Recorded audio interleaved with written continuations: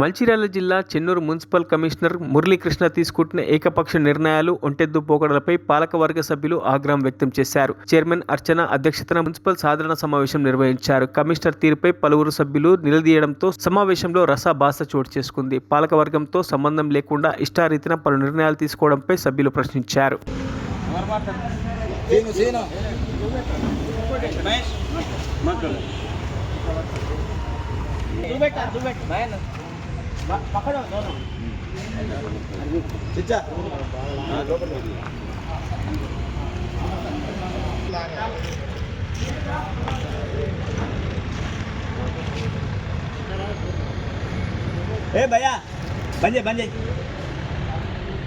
మరిన్ని అప్డేట్స్ కోసం మా ఛానల్ని సబ్స్క్రైబ్ చేయండి.